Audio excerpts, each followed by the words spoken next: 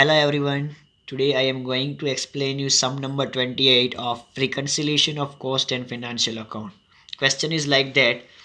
Following figures are available from financial account of Heli Limited. Opening stock of raw material 25,000. Purchase closing stock, direct wages, factory overhead and administrative overhead. હવે સમમાં આપ્યું છે work in progress જે એ લોકોએ consider કર્યું છે closing stock. તો મટીરિયલનું work in progress આપ્યું છે, વેજીસનું વર્ક ઇન પ્રોગ્રેસ આપ્યું છે અને ફેક્ટરી એક્સપેન્સનું બી આપ્યું છે. પછી તમને આપ્યું છે સેલ્સ. હવે સેલ્સમાં તમને યુનિટ ક્લેરિફિકેટ કરી લીધા છે કે 8,000 યુનિટ એ લોકોએ ટોટલ સેલ કર્યા છે. તો મેન્યુફેક્ચર કેટલા કર્યા હશે આપણે એ ગોતવું પડશે. પછી સેલિંગ એક્સપેન્સ આપ્યું છે તમને, ડિસ્ટ્રીબ્યુશન એક્સપેન્સ આપ્યું છે, પ્રિલિમિનરી એક્સપેન્સ રિટર્ન ઓફ આપ્યું છે, પેનલ્ટી પેઇડ આપ્યું છે, ડિબેન્ચર ડિસ્કાઉન્ટ રિટર્ન ઓફ છે, રેન્ટ ઇન્કમ છે, ડિવિડન્ડ ઇન્કમ છે. આ હતું બધું ડેટા તમારા ફિનાન્શિયલ અકાઉન્ટ એટલે કે પ્રોફિટ એન્ડ લોસ માટેના. હવેની જે ઇન્ફોર્મેશન લોકોએ શું કીધું છે, production during the year is 10,000 unit. કેટલા મેન્યુફેક્ચર કરો છો આપણે? 10,000 યુનિટ મેન્યુફેક્ચર કરીએ અને સેલ્સ કેટલા કરીએ છીએ આપણે? Total sales 8,000 unit. It means આપણું ક્લોઝિંગ સ્ટોક કેટલું હશે? 2,000 યુનિટ આપણા અનસોલ્ડ ગુડ્સ છે જેને આપણે ક્લોઝિંગ સ્ટોક કન્સિડર કરીએ છીએ. હવે તમને જે કોઈ ડેટા આપ્યા છે, કયા ડેટા છે ઇન્ફોર્મેશન? તો કે કોસ્ટ અકાઉન્ટ માટેનું. કોસ્ટ અકાઉન્ટ માટે સૌથી પહેલાં તમને મટીરિયલ અને direct wages are taken as their cost price તરીકે તમારે લઈ લેવાના છે. ફેક્ટરી ઓવરહેડ કીધું છે 60% ઓફ ડાયરેક્ટ વેજીસ કીધું છે. એડમિનિસ્ટ્રેટિવ તમને 10% ફેક્ટરી કોસ્ટના કીધા છે. સેલિંગ ઓવરહેડ તમને ₹10 પર યુનિટ સોલ્ડના કીધા. તો સોલ્ડ કેટલા કર્યા છે તમે? તો કે સોલ્ડ આપણે 8,000 યુનિટ કર્યા. તો 8,000 યુનિટ ઇન્ટુ ₹10 કરશું આપણે. Distribution overhead are 5% of sales કીધું છે. આ તમને જે 5 પોઈન્ટ્સ આપ્યા છે તમારે કોસ્ટ એકાઉન્ટ બનાવવા માટેનું ઇન્ફોર્મેશન છે. ઉપરના જે કોઈ ડેટા છે તમને પ્રોફિટ એન્ડ લોસ બનાવવા માટેના ડેટા હેલ્પફુલ થશે. Prepare financial cells and profit and loss account, cost sheet બનાવવાની અને રિકન્સિલેશન બનાવવાનું. તો આ સમમાં ન્યૂ શું છે? આ સમમાં ન્યૂ તમને વર્ક ઇન પ્રોગ્રેસ છે અને એક મોસ્ટ ઇમ્પોર્ટન્ટ તમને સમમાં છે કે આ સમમાં તમારે ફિનાન્શિયલ અકાઉન્ટનું ક્લોઝિંગ સ્ટોક ગોતવું પડશે જે આપણને આપ્યું નથી. તો સમ સ્ટાર્ટ કરતાં પહેલાં હું તમને ક્લેરિફિકેશન કરી દઉં કે આપણે વર્ક ઇન પ્રોગ્રેસ વિશે થોડું ઘણું સમજેલા છે આપણે આગળના સમમાં. કે સમ નંબર 18માં મેં તમને સમજાવેલું હતું વર્ક ઇન પ્રોગ્રેસનું કઈ રીતના હતું. તે વર્ક ઇન પ્રોગ્રેસમાં આપણે સમજી લઈએ શું હતું. તો મેં અહીં લખેલું છે work in progress is given. જ્યારે આપેલું હોય ત્યારે આપણે પ્રિપેરિંગ કોસ્ટ શીટ કરતા હોય ત્યારે આપણે કોસ્ટ શીટમાં લેસ કરવાનું હોય છે વર્ક ઇન પ્રોગ્રેસ. પણ કેનું? તો કે મટીરિયલ અને વેજીસનું. But factory overhead will not affect in the cost sheet. Factory ઓવરહેડનું વર્ક ઇન પ્રોગ્રેસ કોસ્ટ શીટમાં અફેક્ટ નહીં થાય. ઇન શોર્ટ સ્ટુડન્ટ્સ, તમારે કોસ્ટ શીટ બનાવો ત્યારે વર્ક ઇન પ્રોગ્રેસ તમારે મટીરિયલ અને વેજીસનું માઇનસ થશે, ફેક્ટરીનું નહીં થાય. ક્યાં? કોસ્ટ શીટમાં. બટ P&L બનાવતા હોય while preparing profit and loss account, work in progress will be recorded on credit side of trading and P&L account. ત્યાં તમે ત્રણેયનું રેકોર્ડ કરી શકો છો. બટ કોસ્ટ શીટમાં તમે ખાલી મટીરિયલ અને વેજીસનું માઇનસ કરી શકો છો, ફેક્ટરીનું આપણે માઇનસ કરશું નહીં, જે મેં સમ નંબર 18માં તમને ત્યાં સમજાવેલું છે. લેટ સ્ટાર્ટ કરીએ હવે આપણે સમ નંબર આજે 28ને. કોસ્ટ શીટ સૌથી પહેલાં આપણે બનાવીએ. તો કોસ્ટ શીટમાં સૌથી પહેલાં મટીરિયલ લખવાનું હોય. હવે 3,05,000 મટીરિયલ આવ્યું ક્યાંથી? તો જોઈ શકો છો સ્ટુડન્ટ્સ તમે અહીંયા ઓપનિંગ સ્ટોક કેટલું આપ્યું છે તમને 25,000. પરચેસ કેટલું આપ્યું છે 2,90,000. બેને પ્લસ કરશું એટલે આપણને 3,15,000 મળશે અને માઇનસ ક્લોઝિંગ સ્ટોક કરીએ 10,000 તો આપણને 3,05,000 રૂપીસ કોસ્ટ મળ્યું કહેવાય. તો અહીં લખી દઉં છું તમને. સૌથી પહેલાં આપણે ઓપનિંગ સ્ટોક પ્લસ પરચેસ અને માઇનસ ક્લોઝિંગ સ્ટોક એ રીતના લઈ આવ્યા આપણે 3,05,000. મેં હમણાં જ કીધું કે વર્ક ઇન પ્રોગ્રેસ માઇનસ થશે 5,000 એટલે ટોટલ આપણી કોસ્ટ આવશે 3,00,000. Same direct wages. તો ડાયરેક્ટ વેજીસ તો તમને ટેક્સ્ટ બુકમાં 4,10,000 આપ્યા છે અને એનું વર્ક ઇન પ્રોગ્રેસ આપણે માઇનસ કરશું 10,000. તો એ 10,000 માઇનસ કર્યા એટલે 4,00,000 આવ્યું. આપણી ટોટલ પ્રાઇમ કોસ્ટ 7,00,000 આવી. હવે આપણને એ લોકો એવું કીધું છે કે factory overhead are taken at 60% of direct wages. Direct વેજીસના 60%. તો ડાયરેક્ટ વેજીસ તમે જોઈ શકો છો 60%. તો 4,00,000ના 60% કેટલા આવ્યા? 2,40,000. પ્લસ કરશું તો ફેક્ટરી કોસ્ટ મળશે આપણને 9,40,000. હવે લોકોએ એડમિન વિશે તમને કીધું છે તો કે admin overhead are 10% of factory cost.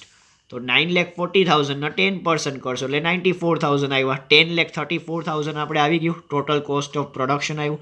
હવે આપણે ક્લોઝિંગ સ્ટોક કરશું. કઈ રીતના? તો કે આપણે મેન્યુફેક્ચર કર્યા છે 10,000 યુનિટ, સોલ્ડ કર્યા છે આપણે 8,000 યુનિટ. ઇટ મીન્સ આપણા 2,000 યુનિટ આપણા અનસોલ્ડ છે, જે ક્લોઝિંગ સ્ટોક છે. તો આવી રીતના આપણે કંઈક લખશું કે 10,000 યુનિટ જ્યારે હતા ત્યારે તમારી કોસ્ટ કેટલી આવી? 10,34,000.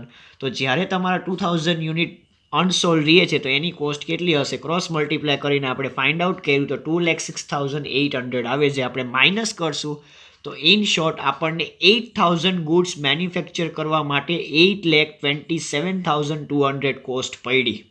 હવે એની અંદર આપણે સેલિંગ અને ડિસ્ટ્રીબ્યુશન એડ કરશું. તો કે સેલિંગ તમને કીધું છે 10 રૂપીસ પર યુનિટ સોલ્ડ આપણે 8,000 યુનિટ કર્યા છે. તો કે 8,000 યુનિટ ઇન્ટુ 10 રૂપીસ કરશું એટલે આપણને 80,000 રૂપીસ મળે. અને ડિસ્ટ્રીબ્યુશનનું એ લોકો એવું કીધું છે કે 5% ઓફ સેલના 5%. તો સેલ તમે જોઈ શકો છો કેટલા છે અહીંયા? 12 લાખ રૂપીસ છે. 12 લાખના 5% કરો એટલે 60,000 આવે. બેયને પ્લસ કર્યું એટલે 1,40,000 આવ્યા. ટોટલ કોસ્ટ આપણને મળશે 9,67,200. સેલ્સ તમને 12 લાખ આપ્યું છે તો ડિફરન્સથી આપણે ગોઈતું 2,32,800 પ્રોફિટ. હવે આપણે સમજશું પ્રોફિટ એન્ડ લોસ અકાઉન્ટ. તો સૌથી ફર્સ્ટ આપણે ઓપનિંગ સ્ટોક લખશું. ઓપનિંગ સ્ટોક તમને આપ્યું છે 25,000. પછી પરચેસ લખશું 2,90,000.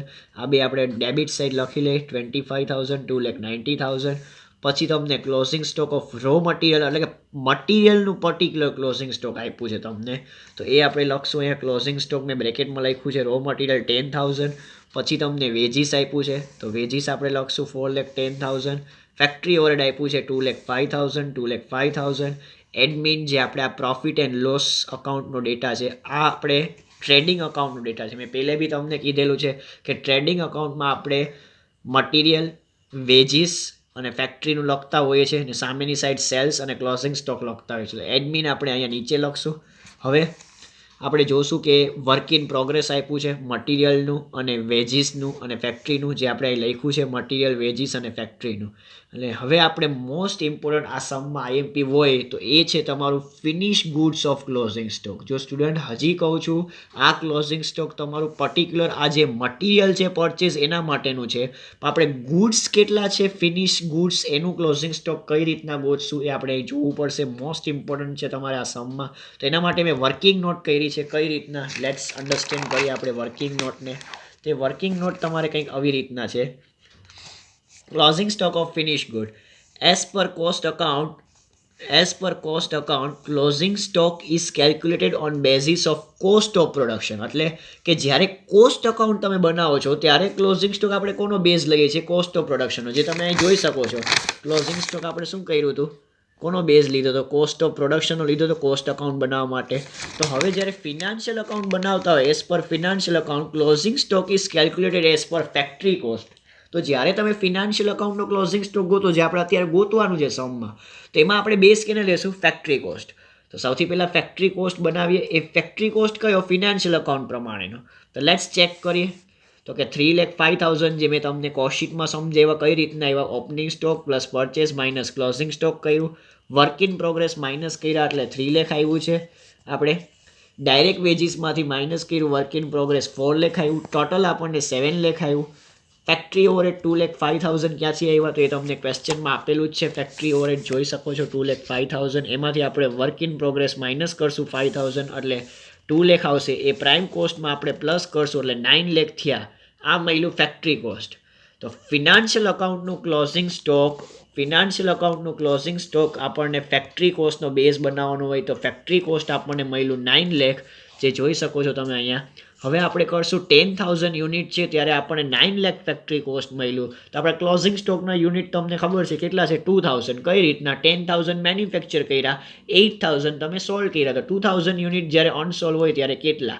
તો 2,000 યુનિટ જે તમે વેચ્યા નથી એનું ક્લોઝિંગ સ્ટોક ફિનાન્શિયલ અકાઉન્ટ પ્રમાણે 1,80,000 આવે છે. સ્ટુડન્ટ્સ ફરીથી સમજી લો. કોસ્ટ અકાઉન્ટનું તમે એક ક્લોઝિંગ સ્ટોક કેલ્ક્યુલેટ કરતા હોય તો કોસ્ટ ઓફ પ્રોડક્શનનો બેઝ બનાવવાનો હોય અને ફિનાન્શિયલ અકાઉન્ટનું કરતા હોય તો ફેક્ટરી કોસ્ટ. તો ફેક્ટરી કોસ્ટ આપણે ગોઈતું કેટલું આવ્યું? 9 લાખ. તો 10,000 યુનિટ હોય ત્યારે 9 લાખ, તો 2,000 હોય ત્યારે કેટલું? તો કે 1,80,000. જે હવે આપણે અહીંયા એને ટ્રેડિંગ અકાઉન્ટમાં પુટ કરશું વેલ્યુ. તો closing stock of finish good 1,80,000. હવે આ અકાઉન્ટ ટ્રેડિંગ અકાઉન્ટ બંધ કરશું તો આપણને ગ્રોસ પ્રોફિટ મળે છે 4,80,000, જે આપણે કેરી ફોરવર્ડ કરશું પીએનએલ અકાઉન્ટમાં. જોઈ શકો છો અહીંયા પીએનએલ અકાઉન્ટ 4,80,000. હવે આપણે બધા એક્સપેન્સ લખ્યા છે અને અહીંયા ઇન્કમ લખી છે. તો એક્સપેન્સ તમે જોઈ શકો છો અહીંયા પાછળ આપ્યા છે. Selling expense, distribution expense, preliminary expense, return of, penalty paid, debenture discount. આ બધા એક્સપેન્સ આપણે અહીં ડેબિટ સાઇડ લખ્યા છે. અને રેન્ટ ઇન્કમ અને ડિવિડન્ડ ઇન્કમ જે આપણી ઇન્કમ છે જે મેં એને ક્રેડિટ સાઇડ લખ્યા છે. હવે આપણે આ પ્રોફિટ એન્ડ લોસ અકાઉન્ટ બંધ કરશું તો આપણને મળ્યું છે નેટ પ્રોફિટ. કેટલાનું મળ્યું છે? 2 લાખ રૂપીસનું. આ હતું તમારું કોસ્ટ શીટ અને આ હતી તમારી પ્રોફિટ એન્ડ લોસ અકાઉન્ટ. હવે આપણા માટે સમ ઇઝી થઈ જશે. હવે મેં તમને જે એક ટેબલ બતાવેલું છે જે ઓવરહેડના ડિફરન્સ તમને બતાવે, અંડર એબ્ઝોર્પ્શન છે કે ઓવર એબ્ઝોર્પ્શન છે, એ આપણે ટેબલ ચેક કરશું હવે. અને પછી આપણે બનાવવાનું રહીએ છીએ રિકન્સિલેશન સ્ટેટમેન્ટ. તો હવે આપણે જોઈ લઈએ ટેબલનું ડિફરન્સ કઈ રીતના છે. જો સ્ટુડન્ટ્સ, સૌથી પહેલાં factory overhead as per financial account as per cost અને ડિફરન્સ. તો કે ફિનાન્શિયલ અકાઉન્ટ પ્રમાણે એટલે કે મેં પીએનએલમાં ફેક્ટરી ઓવરહેડ 2 લાખ લખ્યું છે, જ્યારે કોસ્ટમાં 240 લખ્યું છે. એટલે લખવાનું હતું 2 લાખ પણ મેં લખી નાખ્યું છે 240. ઇટ મીન્સ ઓવર એબ્ઝોર્પ્શન થઈ ગયું છે. કેટલું? તો કે 40,000. એટલે આપણે ઓવર એબ્ઝોર્પ્શન પ્લસ કરવાનું હોય, અંડર માઇનસ કરવાનું, જે સૌથી પહેલાં મેં ફર્સ્ટ સમમાં બી સમજાવેલું છે, થિયરીમાં બી. એડમિન એકચ્યુઅલમાં 150 પણ આપણે લખ્યું છે 94. ઇટ મીન્સ અંડર છે, અંડર એબ્ઝોર્પ્શન. ક્લોઝિંગ સ્ટોક હતું 180, આપણે લખી નાખ્યું 2,06,800, જે ઓવર છે પણ ક્લોઝિંગ સ્ટોક છે એટલે માઇનસ કરશું. સેલિંગ ઓવરહેડ 96,000 છે પણ આપણે લખી નાખ્યું છે 80,000. ઇટ મીન્સ 16,000 ઓછા લખ્યા છે. અને ડિસ્ટ્રીબ્યુશન એકચ્યુઅલમાં 34 છે પણ આપણે લખી નાખ્યું 60,000. ઇટ મીન્સ 26,000 વધારે લખાણું છે. હવે આપણા માટે રિકન્સિલેશન સ્ટેટમેન્ટ બનાવવાનું હોય તો તમને ખબર છે કે રિકન્સિલેશન સ્ટેટમેન્ટમાં આપણે કોસ્ટ અકાઉન્ટના પ્રોફિટથી સ્ટાર્ટ કરતા હોઈએ છીએ અને એન્ડ આપણે કરતા હોઈએ છીએ ફિનાન્શિયલ અકાઉન્ટના પ્રોફિટ ઓર લોસથી. તો સૌથી પહેલાં આપણે સ્ટાર્ટ કરીએ profit as per cost account. તો જોઈ શકો છો profit as per cost account આપણે આગળ કોસ્ટ શીટ બનાવી છે, એમાં 2,32,800 આવ્યું. હવે આપણે એડ કરવાનું હોય ફિનાન્શિયલ ઇન્કમ અને ઓવર એબ્ઝોર્પ્શન ઓફ ઓવરહેડ. તો ફિનાન્શિયલ ઇન્કમ તમે જોઈ શકો છો સ્ટુડન્ટ, આપણે હમણાં જ બનાવ્યું હતું પ્રોફિટ એન્ડ લોસ અકાઉન્ટ. કઈ છે ફિનાન્શિયલ ઇન્કમ? રેન્ટ ઇન્કમ અને ડિવિડન્ડ ઇન્કમ. તો એ આપણે એડ કરી દીધી. રેન્ટ ઇન્કમ તમે જોઈ શકો છો, ડિવિડન્ડ ઇન્કમ તમે જોઈ શકો છો. અને બીજું આપણું હેડિંગ છે ઓવર એબ્ઝોર્પ્શન. તો ઓવર એબ્ઝોર્પ્શન તમે અહીં જોઈ શકો કોનું ઓવર એબ્ઝોર્પ્શન છે. તો કે આપણે ફેક્ટરીનું ઓવર એબ્ઝોર્પ્શન છે અને ડિસ્ટ્રીબ્યુશનનું ઓવર એબ્ઝોર્પ્શન છે. તો એ આપણે બે એડ કરી દઈએ, ફેક્ટરીનું અને ડિસ્ટ્રીબ્યુશનનું. ટોટલ કરશું તો આપણને મળશે 96,000, જે આપણે કોસ્ટ અકાઉન્ટના પ્રોફિટમાં એડ કરશું એટલે 3,28,800 મળશે. હવે આપણે લેસ કરવાનું હોય છે ફિનાન્શિયલ એક્સપેન્સ અને બીજું અંડર એબ્ઝોર્પ્શન. તો આપણા ફિનાન્શિયલ એક્સપેન્સ કયા કયા છે જોઈ શકો છો તમે. કયા કયા છે? Admin, selling, distribution, preliminary expense, return of, penalty paid અને ડિબેન્ચર ડિસ્કાઉન્ટ રિટર્ન ઓફ. આ બધા કયા એક્સપેન્સ છે? ફિનાન્શિયલ. તમે જોઈ શકો છો preliminary expense, debenture, penalty paid, આટલા. હવે સ્ટુડન્ટ્સ મેં પહેલાં બી તમને કીધેલું છે અહીંયા એવા જ એક્સપેન્સ અને એવી જ ઇન્કમ લખવાની હોય કે જે ખાલી ક્યાં રેકોર્ડ થતી હોય છે? પીએનએલમાં. બંને જગ્યાએ રેકોર્ડ થતી હોય એવી આપણે નહીં લખવાની. ફોર એક્ઝામ્પલ એડમિન, તો કે એડમિન પીએનએલમાં બી રેકોર્ડ થાય કોસ્ટ શીટમાં, તો એનું આપણે અહીંયા એક્સપેન્સ તરીકે નહીં પણ અંડર અથવા ઓર એબ્ઝોર્પ્શન તરીકે લખવાનું હોય છે. તો આ 3 એક્સપેન્સ એવા છે કે જે ખાલી ફિનાન્શિયલમાં લખાય છે પણ કોસ્ટ શીટમાં ક્યાંય લખાતા છે નહીં. હવે આપણે જોઈએ અંડર એબ્ઝોર્પ્શન ઓફ ઓવરહેડ. તો ઓવરહેડમાં તમે જોઈ શકો છો ડિફરન્સના કોલમમાં અંડર એબ્ઝોર્પ્શન કયું છે? તો કે એડમિનનું અંડર એબ્ઝોર્પ્શન છે અને બીજું કયું છે? સેલિંગનું. તો એ આપણે જોઈ લઈએ અંડર એબ્ઝોર્પ્શન ઓફ એડમિન અને સેલિંગ. અને last most important closing stock, જે આપણે વર્કિંગ નોટ કરીને ગોઈતું છે. એકચ્યુઅલમાં 180 છે પણ કોસ્ટ શીટમાં આપણે લખ્યું છે 2,06,800, જે ઓવર લખાઈ ગયું છે, જે over valuation of closing stock કહેવાય છે. તો એ તમે જોઈ શકશો લેસ કર્યું છે આપણે over valuation of closing stock 26,800. Total કર્યું એટલે આપણને આવ્યું 1,28,800, જે આપણે માઇનસ કરવાનું છે. માઇનસ કરીને આપણે profit as per financial account મળ્યું 2 લાખ, જે આપણો આ પ્રોફિટ મેચ થવો જોઈએ પ્રોફિટ એન્ડ લોસ અકાઉન્ટ પ્રમાણે, જે આપણે ચેક કરી લઈએ મેચ થાય છે કે નહીં. તો જોઈ શકો છો તમે નેટ પ્રોફિટ આપણું કેટલું આવ્યું છે? 2 લાખ. સ્ટુડન્ટ્સ આ સમમાં મોસ્ટ ઇમ્પોર્ટન્ટ તમારું હતું આ adjustment closing stock of finish good જે આપણે ગોતવાનું હતું. ફરીથી કહી દઉં, કોસ્ટ અકાઉન્ટનું ક્લોઝિંગ સ્ટોક આપણને બેઝ બનાવવાનું હોય છે કોસ્ટ ઓફ પ્રોડક્શનનું, પણ ફિનાન્શિયલ અકાઉન્ટમાં closing stock always factory cost ઉપર કેલ્ક્યુલેટ થતું હોય છે. Thank you so much.